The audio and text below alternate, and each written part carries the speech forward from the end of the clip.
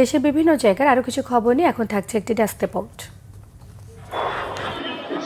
দ্রুত, অবাধ, সুষ্ঠু ও নিরপেক্ষ নির্বাচনের দাবি জানিয়েছেন বিএনপির কেন্দ্রীয় প্রকাশনা সম্পাদক হাবিবুল ইসলাম হাবিব। সাতক্ষীরার তালাই স্থানীয় হাইস্কুল মাঠে ইফতার পূর্ব আলোচনা সভায় তিনি এ দাবি জানান। ঈদে সার্বিক নিরাপত্তা নিশ্চিতে মোংলা উপকূলের নৌপথে টহল কার্যক্রম শুরু করেছে কোস্টগার্ড। কোস্টগার্ডের মিডিয়া কর্মকর্তা লেফটেন্যান্ট কমান্ডার সিয়াম উল হক এই তথ্য নিশ্চিত করে জানান, লিফলেট বিতরণ, সন্দেহজনক ব্যক্তিকে জিজ্ঞাসাবাদ, নৌযান তল্লাশি এবং যাত্রীদের ব্যাগ স্ক্যান সহ নিরাপত্তামূলক কার্যক্রম পরিচালনা করা হচ্ছে।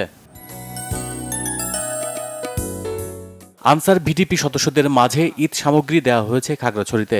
অফিসার্স ক্লাবের মহাপরিচালকের পক্ষ থেকে ঈদ সামগ্রী বিতরণ করেন গুইমারা আনসার ব্যাটালিয়নের পরিচালক AHM মেহেদী হাসান।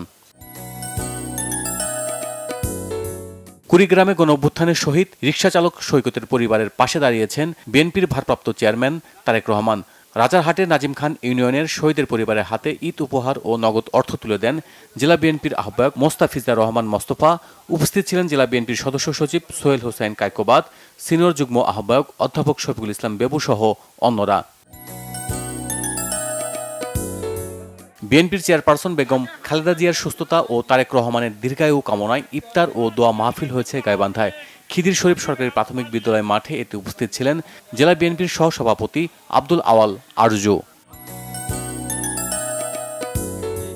বিএনপির ভারপ্রাপ্ত চেয়ারম্যান তারেক রহমানের পক্ষে 5,000 পরিবারকে ঈদ উপহার দেওয়া হয়েছে সাভারে। স্থানীয় একটি রিসোর্টে এতে উপস্থিত ছিলেন যুব দলের কেন্দ্রীয় সভাপতি আব্দুল মোনায়েম মুন্না।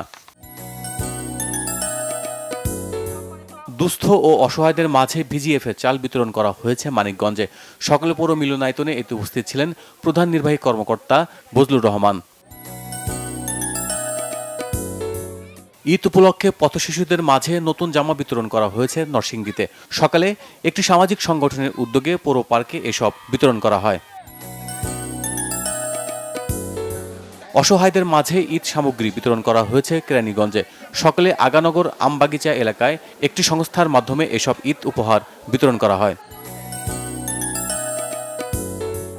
বিএনপি চেয়ারপারসন বেগম খালেদা জিয়ার সুস্থতা কামনায় ইফতার ও দোয়া মাহফিল হয়েছে বগুড়ায়। সারিয়াকান্দি উচ্চ বিদ্যালয় মাঠে এতে উপস্থিত ছিলেন জেলা বিএনপির উপদেষ্টা কাজী রফিকুল ইসলাম। বিএনপির ভারপ্রাপ্ত চেয়ারম্যান তারেক রহমানের পক্ষে দুস্থদের মাঝে ঈদ উপহার দেওয়া হয়েছে গাজীপুরে। জুমার নামাজ শেষে নিজ বাসভবনে এ উপহার তুলে দেন মহানগর বিএনপির সভাপতি Shawkat Hossain Sarkar. Bangla Vision news desk.